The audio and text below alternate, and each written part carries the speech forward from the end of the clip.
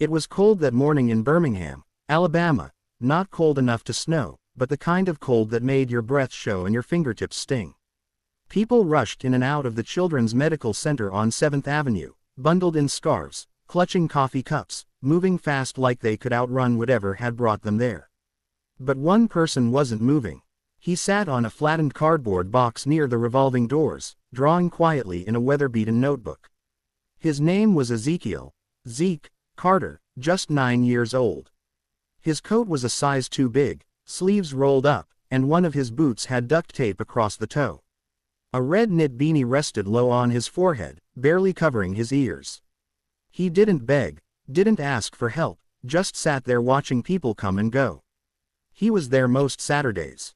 Some hospital staff had tried to shoo him off when he first started showing up, but after a while they gave up. Zeke didn't cause trouble. He smiled when spoken to, and when he wasn't sketching in his notebook, he was watching. Always watching. Most folks figured he had a parent inside, maybe a sibling, maybe he was just waiting for a ride. Nobody asked too many questions. Not in a place like that. Across the street, parked by a fire hydrant, a dark silver Range Rover idled. The engine stayed on, but the driver didn't move. Inside sat Jonathan Reeves, a man in his late 40s with a sharp jawline and graying temples. His tie was loose, his collar wrinkled. He had money. You could see it in the way his car gleamed even under the hospital's fluorescent lights, but he looked like a man running out of gas. In the back seat, a booster chair held his daughter, Isla, 6 years old, brown curls tucked behind one ear, legs tucked under a pink blanket. Her eyes were wide open, but she didn't say a word. The accident had changed everything. One minute she was climbing trees and racing her cousins in the backyard, the next she was paralyzed from the waist down, sitting in silence. Jonathan opened the back door, scooped her up carefully, and carried her toward the entrance. He didn't notice Zeke at first. Most people didn't, but Zeke noticed him, saw the way Jonathan held her like she might fall apart, the way her eyes stayed fixed on the sky, avoiding the building. Zeke stared longer than usual, then just before they passed, he stood up and called out, "Sir, I can make your daughter walk again." Jonathan stopped mid-step, not because he was offended or confused, but because of how the words were said. Not like a sales pitch, not like a joke, just soft, clear, and serious, like Zeke believed it completely. Jonathan turned, eyes narrowed. "What did you just say?" Zeke didn't flinch. He stepped forward, tucking his notebook under his arm. "I said I can help her walk again." Jonathan stared at him, his arms tightening around Isla. "That's not funny, kid. I wasn't joking." Zeke's voice didn't shake. There was no smile, just that same quiet tone, a grown-up kind of stillness in a kid's body. Jonathan looked down at Zeke's clothes, his taped-up boot, the cracked lenses of the glasses hanging from his shirt collar. This had to be some weird coincidence, maybe even a scam. He turned and walked inside without another word. But inside, he couldn't stop thinking about it. The way the kid had said it. Not with hope, not with doubt, but like it was a fact. Something about that voice stayed stuck in Jonathan's head, and it was going to keep pulling at him until he came back. Jonathan tried to forget about the kid. For the next few hours, he sat through Isla's appointments, nodding through updates from therapists, neurologists, and specialists, all of them using the same phrases they always did. Managing expectations, long road ahead, miracles take time. He'd heard it all, but Zeke's words kept repeating in his mind like a stubborn itch. "I can make your daughter walk again." By early afternoon, Jonathan and Isla stepped out of the building. The sun had broken through the clouds, but the cold was still sharp. He walked toward the car, cradling Isla as usual, when he noticed Zeke again, still there, same box, same notebook, except this time he was looking right at Jonathan like he knew he'd come back. Jonathan hesitated. He glanced at Isla, her head resting on his shoulder, eyes closed, her body light, too light for a kid her age. He turned. "You again," he muttered, walking over. "Why would you say something like that? You think this is funny?" Zeke shook his head slowly.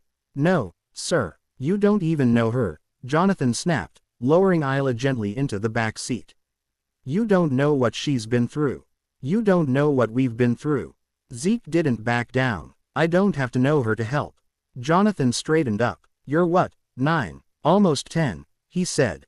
You're a little boy sitting outside a hospital with duct tape on your shoes.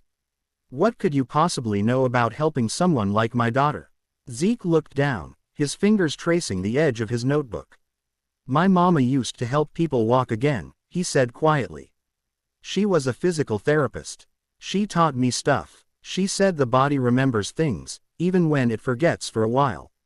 Jonathan stared at him, the skepticism hardening in his chest. So what? You watched her do some stretches and now you think you're a doctor.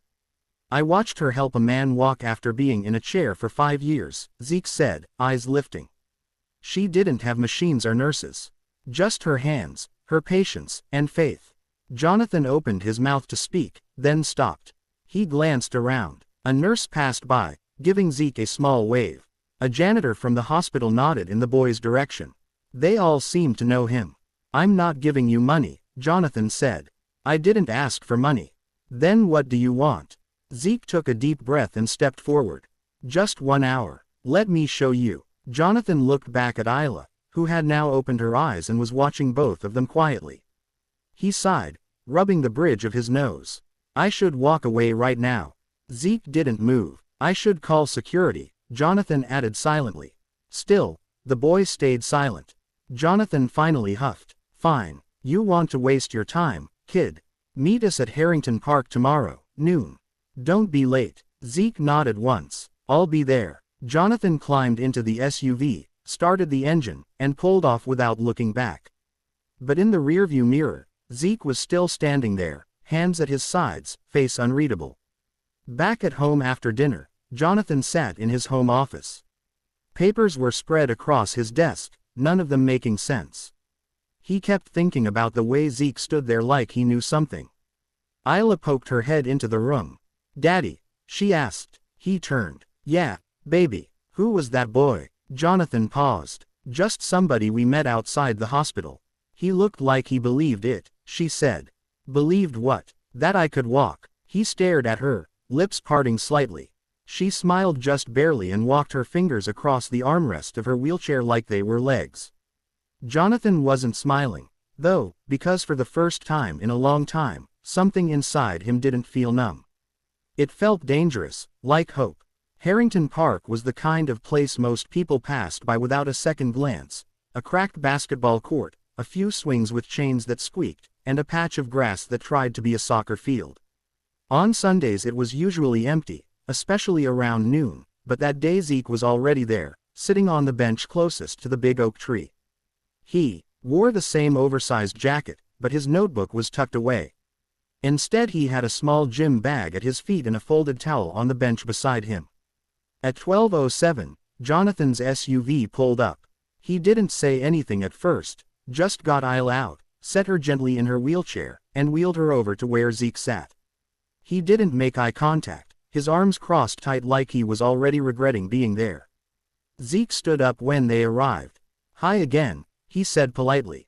Jonathan gave a stiff nod. Isla waved shyly. Zeke smiled at her. Hi, Isla. Her eyes lit up a little. Hi. Jonathan raised an eyebrow. How do you know her name? You said it yesterday, Zeke replied. I remember stuff. Jonathan didn't respond, just gestured at the towel. So what now? Magic carpet ride? Zeke ignored the jab. No, sir. Just the basics. He opened his bag and pulled out a pair of socks, a tennis ball, a small jar of cocoa butter, and a plastic container filled with what looked like warm rice wrapped in cloth. Jonathan squinted. What is all that stuff? My mom used. Zeke answered. The rice is for heat, it helps loosen tight muscles.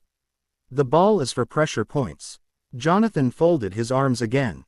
Zeke turned to Isla. If it's okay, can I work with your legs for a little while? Nothing hurts, I promise. And if anything feels weird, just say stop, okay? Isla looked up at her dad. He sighed. You can try. Just be careful. Zeke knelt down beside her chair. He gently unwrapped the blanket from her legs and placed the warm rice pack over her thighs. Isla flinched slightly. Too hot? He asked. She shook her head. It feels good. Zeke nodded and waited. After a few minutes he began to gently move her legs. Not yanking, not forcing, just small rotations, side to side, up and down. Jonathan watched closely, ready to jump in if something went wrong, but nothing did. You ever do this before? He asked, suspicious. Zeke didn't look up. My mama used to take me to shelters after school. She helped veterans, folks who couldn't afford therapy. Said everybody deserves to feel human again. I used to carry her bag. Jonathan raised an eyebrow. And she taught you this stuff? Yeah, said the body don't always need fancy, just attention. He tapped lightly on Isla's knee with his knuckle. You feel that? No, she whispered. Zeke nodded again, unfazed. That's okay, I'll keep asking. He kept talking to her while working, asking about her favorite colors, her favorite food, what shows she liked to watch. At first her answers were short, but then she started asking him questions. Do you live around here? Kind of. Do you go to school? I used to. Why not anymore? Zeke hesitated. My mom got sick, then she passed. Been trying to figure things out since. Isla looked down. I'm sorry. Zeke gave her a small smile. Thanks. Jonathan's posture softened slightly, but he didn't speak. After about 30 minutes, Zeke gently tapped her ankle again. You feel that? Isla blinked. A little, like pressure. Zeke looked up at Jonathan. That's good. Jonathan squinted. She sometimes says that during her regular sessions. Yeah, Zeke replied, but those sessions are inside a room full of machines. Sometimes kids get scared of machines, they tighten up. But here, he gestured to the open park, there's air, trees. Feels different. Jonathan didn't say anything, but he was definitely listening now. Zeke helped Isla stretch both legs, then gave her some simple movements to try with her toes, just wiggling. She tried. Nothing obvious happened, but she didn't look discouraged. I'll show you again next week, Zeke said, standing up. It takes time, but your muscles, he pointed to her thighs, they still remember how to be used. You just got to remind them. Isla smiled bigger this time. Okay. Jonathan cleared his throat. We're not promising anything, he said quickly. Zeke nodded. I'm not either. I'm just trying. Jonathan stared at him for a long second, then without warning reached into his coat pocket, pulled out a folded bill, and held it out. Zeke stepped back. No, sir, I don't want your money. Jonathan looked surprised. Then why are you doing this? Zeke shrugged. Because your daughter smiled. Jonathan looked down at Isla. She was still smiling. He didn't understand how a boy who had lost everything could give so much to a girl he barely knew. The following Sunday was warmer, but Zeke still wore his jacket, not because he needed it, but because it made him feel like his mom was close. She used to call it his helper's coat, said every good healer needed something that reminded them why they cared. He was already at Harrington Park by 11:45, towel laid out, supplies lined up, and a bottle of water beside him. A few kids played basketball on the court nearby, and someone's dog barked in the distance. At exactly noon, Jonathan's SUV rolled up. Isla was grinning before the car even stopped. Zeke waved at her. Hi, Isla. Hi, she chirped, her curls bouncing as Jonathan helped her into the wheelchair. Jonathan looked tired again, but different this time, less weighed down. He gave Zeke a small nod, no words, but it was more than last week. Zeke got to work. Same setup, same warm cloth pack, but this time something had shifted. Isla was trying now. Can you press your heel into the ground? Zeke asked gently. She closed her eyes, concentrating. Nothing happened. It's okay, he said. Sometimes it takes your brain a while to find the right path. It's like trying to walk through a crowd, you just got to push through.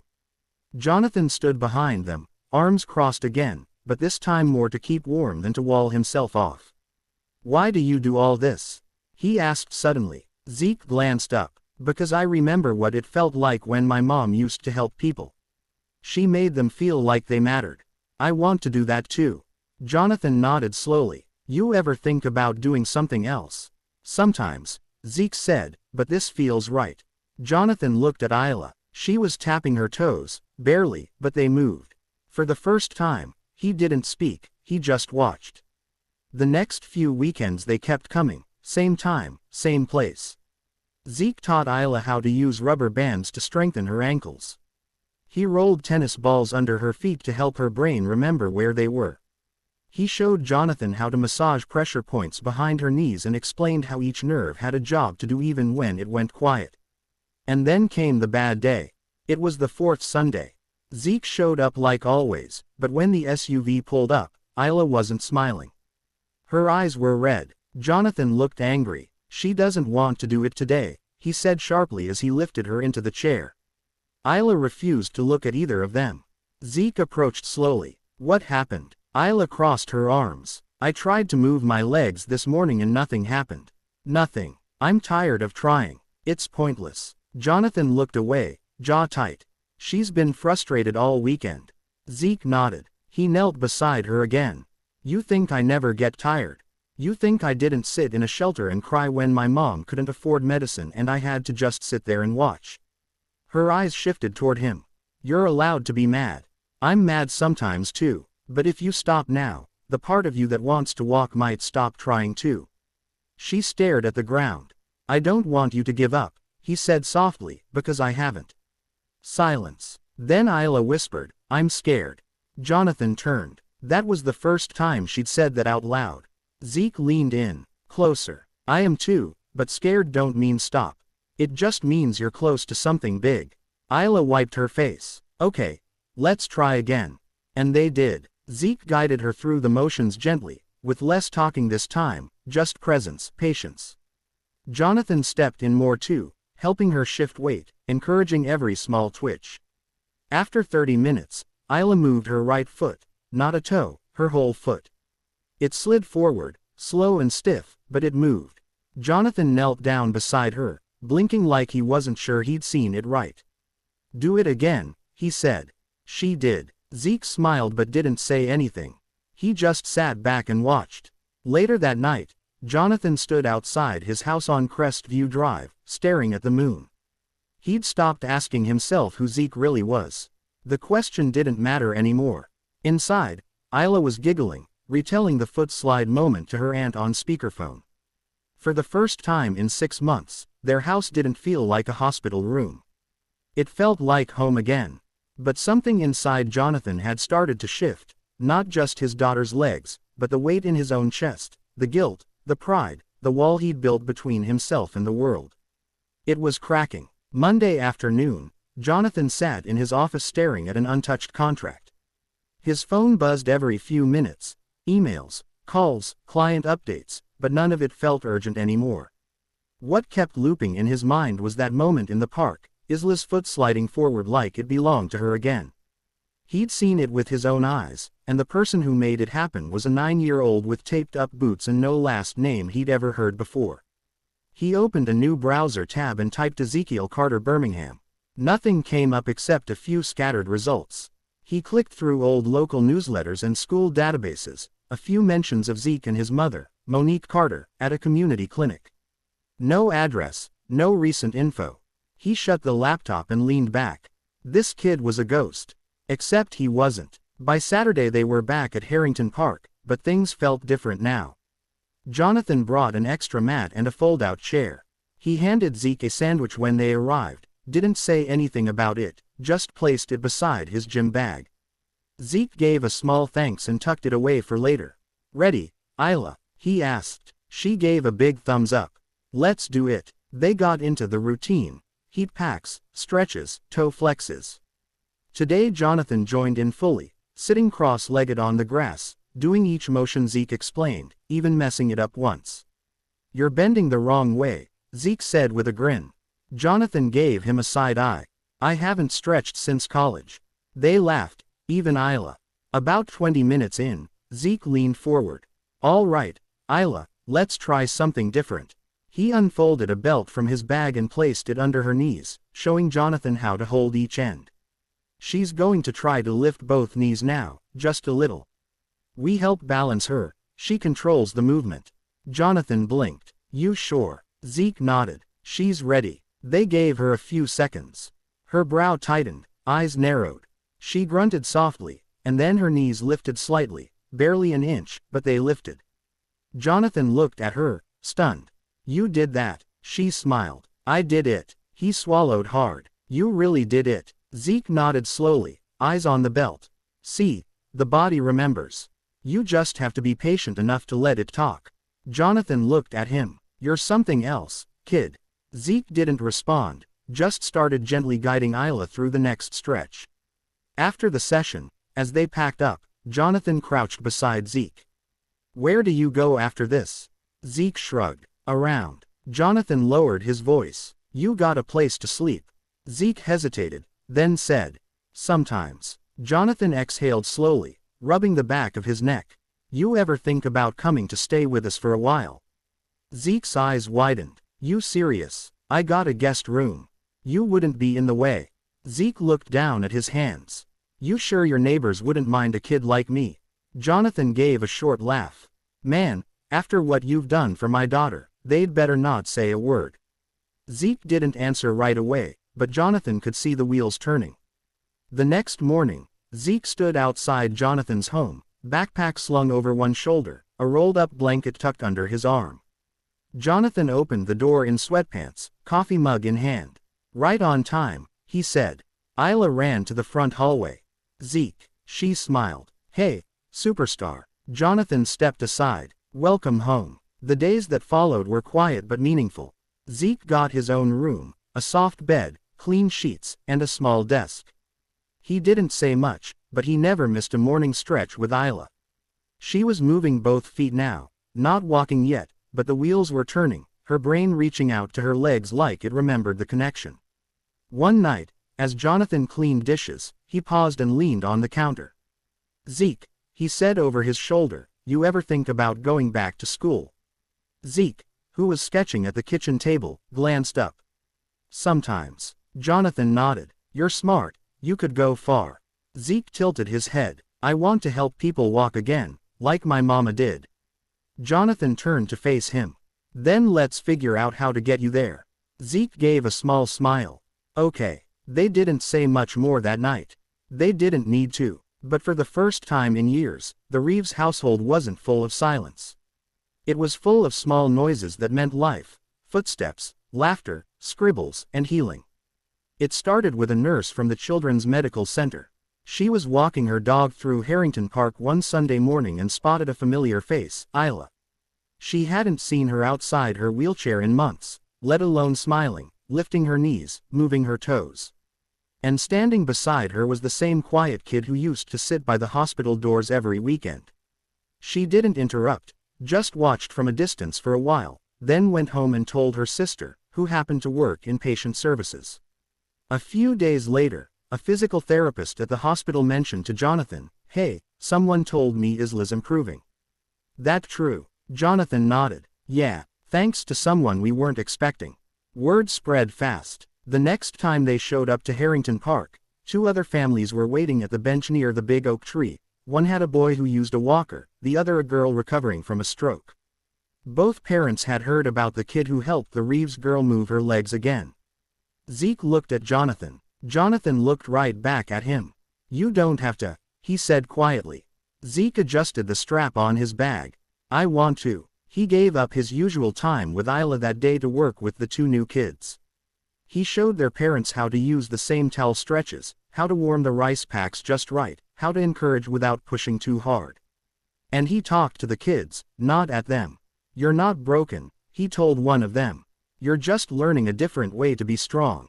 Isla watched everything from her wheelchair, hands folded in her lap. She didn't complain once. Later that afternoon, on the drive home, she said, I like watching him help people. Jonathan glanced at her in the rearview mirror. Yeah, it makes me feel like I'm part of something good. He smiled. By the next weekend, 5 families showed up. The week after that, it was 11. A local pastor brought folding chairs. A nearby diner started dropping off bagels and coffee. Somebody printed flyers that read free movement classes, Sundays at noon, Harrington Park. They didn't mention Zeke's name, but everyone knew who it was. A local reporter showed up with a camera and a notepad. Jonathan pulled Zeke aside. You okay with this? Zeke looked around at the families, at the kids moving their limbs, at Isla laughing with a girl on a walker. He nodded. As long as it's not about me. It's about them. The reporter wrote her piece. It ran on the second page of the Birmingham Sunday Post under the headline, 9-year-old with a gift helps dozens heal in a city park. They didn't share his full name. Zeke asked them not to, but people found out anyway. A local doctor offered to mentor him. A nonprofit asked if they could fund some equipment. Someone else offered free tutoring. For the first time since his mother passed, people didn't just look at Zeke, they saw him. But Zeke never bragged. He still laid out the towel the same way every Sunday, still used the same duct-taped boots, still checked in with Isla first before helping anyone else. But now the park that once echoed with silence and sore bodies had become a place filled with movement, and a boy who had no home had become the heart of something bigger than himself. It had been 9 Sundays. 9 Sundays of towels laid on grass, of Isla's knees lifting higher, of small victories shared with strangers who'd become something closer to family. But this Sunday was different. Zeke could feel it before they even pulled up to the park. The air was warmer, the trees swayed a little slower. Even Isla was quieter in the back seat, focused, almost like she was preparing for something big. When they arrived, a small crowd had already formed. Nothing loud or flashy, just families setting up folding chairs, therapists kneeling in front of kids, parents with hopeful eyes, and right in the middle of it all, that same worn-out bench under the oak tree. Zeke didn't say anything at first, just unpacked his bag, rolled out the towel, and gave Isla a look. "You ready?" She nodded. No smile, just that look again, serious, determined. Jonathan wheeled her to the center of the mat. Zeke knelt in front of her. "Same as before," he said softly. "We help you stand. You do the rest." Jonathan moved behind her and placed his hands under her arms. Zeke took her legs, guiding them gently into place. "Okay," Zeke whispered. "On 3. She closed her eyes. 1, 2, 3. Jonathan lifted. Zeke steadied her knees. And then she stood. Her legs trembled, her arms shook, but she was up on her own 2 feet. The crowd fell silent. Some kids gasped. One mother clapped a hand over her mouth. Isla opened her eyes slowly and smiled. "I'm standing." Zeke blinked back something in his eyes. "Yeah, you are." Jonathan froze for a second like he couldn't breathe, then he let go. She stayed up. He stepped back, shaking. "She's doing it." Zeke stepped back too, just a little.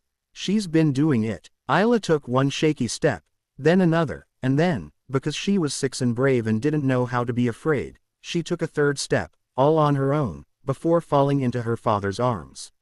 He caught her, laughing, crying, his hands trembling as he held her. "You did it," he whispered. "You really did it." Isla turned to Zeke. "You said I would." He gave her a small grin. "I said we'd try." That afternoon nobody left the park in a hurry. People stayed, talked, hugged, some prayed. Zeke sat back on the bench and watched it all. He didn't say much. He never did. Later that night, Jonathan stood in the kitchen while Zeke poured cereal in a bowl. "You know, you changed everything," he said. Zeke didn't look up. "I did." Jonathan walked over and placed a hand on the boy's shoulder. "My daughter walked today, and not because of a hospital or a doctor or a miracle drug. She walked because a kid with nothing decided to show up again and again, even when nobody asked him to."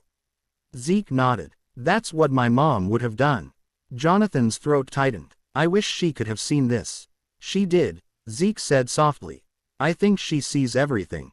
Jonathan wiped his eyes. "Zeke," he said quietly, "you're going to change a lot of lives." Zeke looked up at him. "I already am. There are people in this world who might not have fancy degrees, shiny resumes, or a perfect past, but they carry something far more valuable: heart, grit, and a reason to keep showing up. Sometimes the most broken people are the ones holding the tools to help others heal."